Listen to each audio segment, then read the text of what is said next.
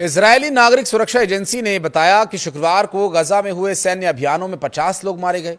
सेना ने गजा शहर पर अपने हमले तेज कर दिए हैं। गजा पट्टी के सबसे बड़े शहर गजा सिटी में रहने वाले लाखों लोगों ने घर छोड़कर इजरायली सेना के निर्दिष्ट सुरक्षित स्थान पर जाने से इनकार कर दिया। आखिर क्यों? सवाल यह भी है। नमस्कार, मैं हूं आशीष त्रिपाठी और हमास के गढ़ माने जाने वाले इस शहर पर इजरायली सेना लगातार गोलीबारी और बमबारी कर रही है। इतना ही नहीं, यहां की खाद्य सामग्री की आपूर्ति भी रुकी हुई है। और इस बीच गाजा पट्टी में शुक्रवार को इजरायली सेना की कार्रवाई में 50 लोगों के मारे जाने की सूचना है। इजरायली सरकार ने गाजा सिटी पर कब्जा करने और उसे बनाए रखने की घोषणा की है। हमास के प्रभाव वाले इस शहर में ही इजरायली बंधकों के होने का अंदेशा है। माना यह जा रहा है कि हमास यहां पर आम जनों को ढाल बनाए हुए है, जिससे इजरायली कार्रवाई में होने वाले खून खराबे से इजरायल को वैश्विक आलोचना का सामना करना पड़े। गाजा सिटी और शहर वही शहर है ये जिस पर इजरायली सेना ने 23 महीने के हमलों के बाद भी कब्जा नहीं किया और इसके उपनगरों को इजरायली सेना ने खाली करा लिया है। लेकिन सघन आबादी वाले शहर में जमीनी कार्रवाई तेज नहीं हो पा रही है। इजरायली सेना फिलहाल शहर की ऊंची इमारतों को हवाई हमलों से ध्वस्त कर रही है, जिससे वहां से निशानेबाज हमले न कर पाएं और न ही इजरायली सेना की गतिविधियों को देखा जा सके। इजरायली सेना के हाल के दिनों में ऐसे 500 से ज्यादा ठिकानों को निशाना बनाया गया। इस बीच गाजा पट्टी में तैनात इजरायल के रिजर्व सैनिकों ने ठिकाने छोड़ने से इनकार भी कर दिया। उन्होंने कहा कि वो गजा को कब्जे में लेकर ही यहीं पर रहेंगे। यरूशलेम में एक होटल के बाहर शुक्रवार को 2 लोगों की धारदार हथियार से हमला कर हत्या कर दी गई थी। दरअसल घायल 50 वर्षीय एक व्यक्ति की हालत अभी गंभीर बनी हुई है, जबकि 25 वर्षीय एक दूसरे शख्स को घायल हालत में अस्पताल में इलाज भी दिया जा रहा है। उसकी दशा थोड़ी बेहतर हो रही है।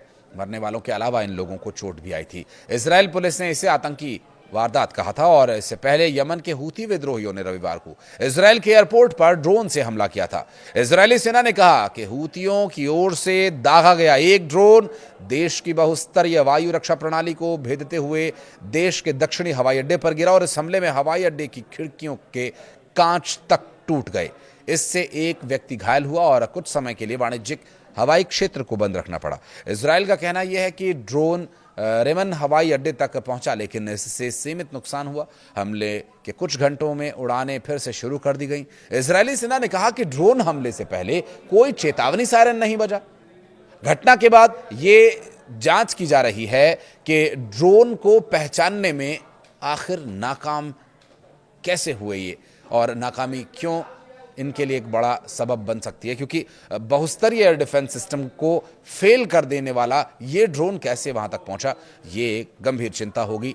और हूतियों ने इस हमले की जिम्मेदारी ली थी और ये ड्रोन अटैक यमन के हूती विद्रोहियों के कब्जे वाली राजधानी सना पर इजरायली हमलों के बाद हुआ। इसमें हूती प्रधानमंत्री और दूसरे शीर्ष अधिकारी मारे गए थे। इस हमले से यमन और इजरायल के बीच करीब 2 साल से चल रहा संघर्ष और बढ़ने का अंदेशा पैदा हुआ था और वो अंदेशा सही भी साबित हुआ जब इजरायल ने दोबारा से हमला किया। और इजरायल ने कहा कि हूती विद्रोहियों ने, जब उस वक्त ये हमला हुआ था उस वक्त इजरायल ने कहा था कि हूती विद्रोहियों ने बीते रविवार को एक के बाद एक कई ड्रोन्स दागे, इनमें से अधिकतर को इजरायल के बाहर ही एयर डिफेंस सिस्टम ने नष्ट कर दिया, जबकि एक ड्रोन इजरायल के दक्षिणी शहर इलैट के पास स्थित रेमन इंटरनेशनल एयरपोर्ट तक पहुंच गया और टर्मिनल इमारत से जा टकराया। हूती विद्रोहियों ने इस साल मई में इजरायल के एक मुख्य हवाई अड्डे पर मिसाइल से हमला किया था और इससे 4 लोग घायल हुए थे और इसके बाद कई विमानन कंपनीज ने महीनों तक इजरायल के लिए अपनी उड़ानों को रद्द कर दिया था और इसके बाद अब ड्रोन से इजरायली एयरपोर्ट को निशाना बनाया गया।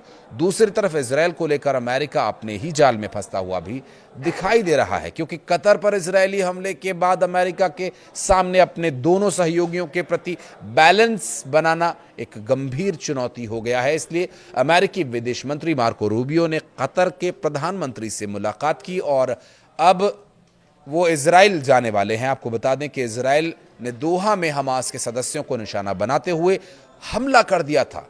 इसमें कतर के भी एक जवान की मौत हो गई थी और इजरायल की इस हरकत पर डोनाल्ड ट्रंप ने भी नाराजगी जताई। अमेरिका की भी नीति है कि गजा को लेकर जो नीति है बहुत स्पष्ट तो है नहीं, तो इसलिए भी अमेरिका की नीति को लेकर बार बार सवाल उठते हैं। और एक तरफ वो इजरायल का खुलकर समर्थन करता है और गजा पर कब्जे को लेकर प्लान बनाता है, तो वहीं दूसरी तरफ वो युद्ध विराम के लिए मध्यस्थता का भी दावा करता है। बता दें कि मार्को रूबियो और उपराष्ट्रपति जेडी वेंस ने व्हाइट हाउस में कतर के प्रधानमंत्री शेख मोहम्मद बिन अब्दुल रहमान अल थानी से मुलाकात की और इसके बाद डोनाल्ड ट्रंप के विशेष राजदूत स्टीव विटकॉफ ने उनके साथ डिनर किया। बता दें कि इजरायल ने कतर की राजधानी में तब हमला किया जब अमेरिका के ही युद्ध विराम के प्रस्ताव पर बात करने के लिए हमास के लीडर इकट्ठे हुए थे। हमास और इजरायल के बीच युद्ध विराम को लेकर अमेरिका और कतर मध्यस्थता कर रहे हैं। डोनाल्ड ट्रंप ने इस हमले से खुद को दूर किया था। वहीं यूएन में इजरायल के खिलाफ निंदा प्रस्ताव में अमेरिका भी शामिल था और बंधकों के परिवारों से मिलने के साथ ही मार्को रूबियो इजरायली अधिकारियों के साथ गजा पर आगे की योजना को लेकर चर्चा करेंगे। इसके अलावा वो पुरातात्विक स्थानों के लिए प्रसिद्ध सिटी ऑफ डेविड का भी दौरा करेंगे। तो वहीं कतर के प्रधानमंत्री ने कहा कि दोहा में हमास नेताओं पर किए गए हमले से इजरायल के नेताओं ने दिखा दिया कि उन्हें गजा पट्टी में बंधक बनाकर रखे गए लोगों की कोई परवाह नहीं। कतर के प्रधानमंत्री ने संयुक्त राष्ट्र सुरक्षा परिषद की एक आपातकालीन बैठक में ये बात कही। उन्होंने कहा कि अमेरिका के सहयोगी देश कतर पर मंगलवार को घातक हमले के साथ इजरायल ने सारी हदों को पार कर दिया। हालांकि उन्होंने ये कहा कि कतर में गजा में लगभग 2 साल से जारी युद्ध को समाप्त कराने के प्रयासों के पीछे नहीं हटने वाले। वो इन प्रयासों से वो लगातार आगे बढ़ते रहेंगे और इससे पीछे नहीं हटेंगे। रक्तपात को रोकने के लिए बिना किसी हिचकिचाहट के अपनी मानवीय और कूटनीतिक भूमिका को वो जारी रखेंगे। बहरहाल इस वीडियो को लेकर के अगर आप कुछ कहना चाहते हैं तो कमेंट सेक्शन में अपनी उपस्थिति आप दर्ज करा सकते हैं। वीडियो को अंत तक देखने के लिए बहुत बहुत धन्यवाद।